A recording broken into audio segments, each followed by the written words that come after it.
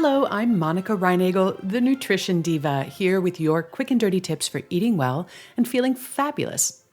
The Nutrition Diva podcast received support this week from V. Always making healthy decisions can be exhausting. Do you ever wish you had someone whispering in your ear to keep you motivated? Meet V. She's an artificial intelligence-powered personal trainer.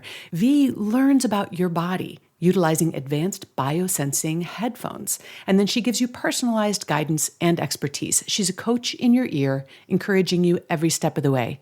Learn more about V at getv.com/diva. That's GETVI.com/diva, and get $20 off when you use the code NutritionDiva. As a society, we've become sort of obsessed with gathering data about various health-related activities, like how many calories we take in, how many hours of sleep we get, how many steps we take every day. Diet tracking apps, which allow you to log your food intake throughout the day, are among the most popular category of mobile apps. Chances are good that you've at least tried using an app like MyFitnessPal to track what you eat, maybe in conjunction with an activity tracker like the Fitbit. There are a lot of potential advantages to keeping a diet log, but also some possible pitfalls. So today I want to share what I see as some of the main pros and cons of diet tracking. Keeping a record of every single thing you eat definitely increases your awareness about your eating behavior. And this is especially true if you tend to eat unconsciously or in response to external triggers. People who commit to keeping a strict log are often amazed to realize how often they eat throughout the day. For example, you might estimate that you only eat once or twice between meals, and then be astounded to discover that you actually eat 6 or 7 times outside of meal times. Obviously, if you can't even remember eating that Hershey's Kiss from the bowl on your coworker's desk, you probably didn't enjoy it that much. And unconscious or mindless eating is a frequent source of excess calories. Keeping a diet log also introduces a degree of accountability, even if it's only to yourself. If you're truly committed to writing down every bite, you might find yourself thinking twice about going back for that second bowl of ice cream simply because you don't want it staring back at you from your log at the end of the day. The accountability factor is even more compelling if you're sharing your diet log with a trainer or a coach, or even with friends or strangers. Most of the diet tracking apps take full advantage of this by building in a lot of social features where you can choose to share your log with others who are using the app or on your social media channels. The desire to keep up appearances seems to be extremely motivating for a lot of people. Most diet trackers will also give you a certain amount of analysis about what you eat. Some of them are very detailed. And you can learn a lot of useful information this way, such as how much protein or calcium or sugar or sodium you typically consume. And then you can use this information to make adjustments if appropriate. And this can also be extremely useful information to share if you're working with a nutrition professional. Although you can use a diet tracker to analyze and improve your diet choices, it really shouldn't be necessary to track forever. Although we usually express nutrition requirements on a per-day basis, as in 1,000 milligrams of calcium per day, it's not necessary to get exactly 1,000 milligrams of calcium every single day. It's fine if you get 800 today and 1,100 tomorrow. And the same is true of just about any nutrient you can think of. Although Jenga-ing together the perfect day can be a fun little game, that degree of precision is not really necessary for good nutrition. After a while, you should get the hang of which kinds of foods and meals add up to a complete and balanced diet, and what sort of portion sizes are appropriate for your calorie needs, which foods you're better off avoiding altogether, and even how often you can afford to splurge on a treat. And finally, keeping a detailed diet log can be a good way to figure out whether a food or foods might be responsible for mysterious symptoms, such as headaches or sinus infections or digestive issues. The trick here is to keep track not only of what you eat, but also to keep a log of any symptoms you might experience, Sometimes you or your nutrition professional can detect a pattern that might not be immediately obvious. And the same technique can also be used to rule out suspected causes. You might also find some behavioral insights in your diet log, such as the fact that having a couple of drinks with dinner tends to increase how much food you consume over the course of the evening, or that you tend to eat more at lunch after eating cereal for breakfast than you do if you eat eggs. You might discover that eating very little on one day leads you to overcompensate the next, resulting in a net increase in calories. As they say, knowledge is power.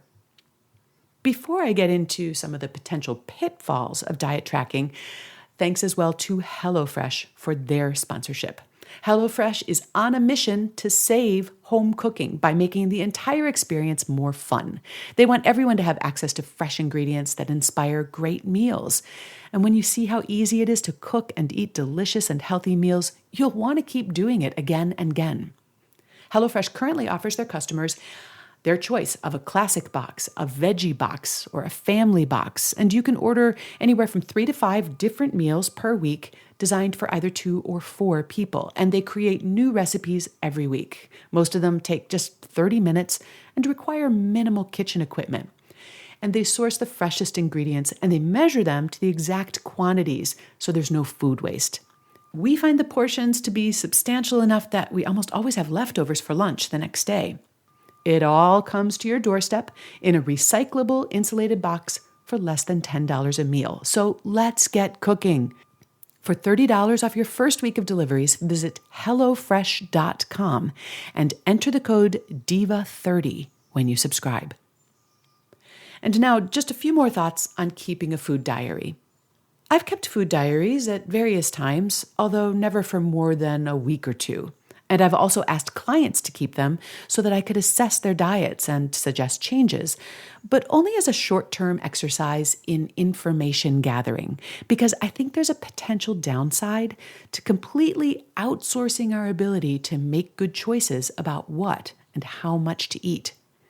For one thing, I think it's enormously valuable to develop an internal ability to know whether you're hungry and when you've had enough to eat. If the only way you know to stop eating is when your calorie counter reaches your daily limit, it might be time to tune in and start noticing and trusting what enough actually looks like on your plate and feels like in your stomach. Now, this assumes, of course, that you're not trying to limit your calories to an excessively low number in order to lose weight quickly or to maintain a weight that's really too low. In that case, your natural appetite signals are not going to be very helpful because you're always going to be hungry. It's also possible that your hunger signals are somewhat untrustworthy because you're confusing other signals with hunger. In that case, keeping a diet log might help, but what might be even more helpful is learning to distinguish actual physical hunger from triggers that are not really about physical hunger. Because when we have a better understanding of what those triggers are, we can address them more constructively. And I've talked about this in previous podcasts, including one called How to Tell If You're Really Hungry.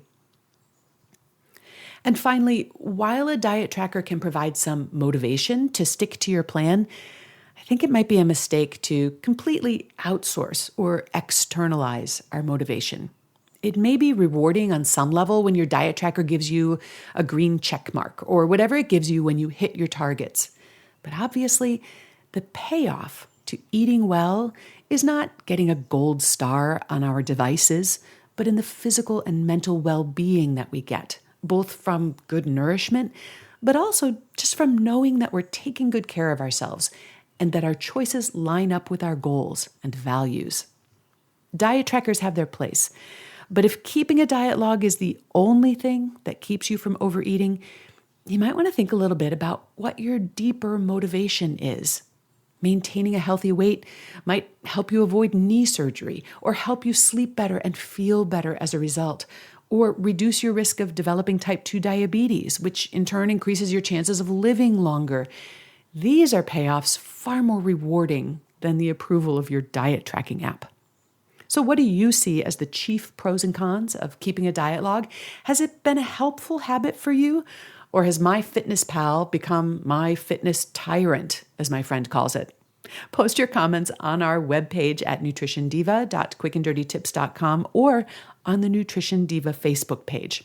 And if you've tried keeping a diet log because you're trying to manage your weight, I wanted to let you know about a free video session that I'm offering on Saturday, June 24th, in which I'm going to show you how you can stop dieting and start weighing less.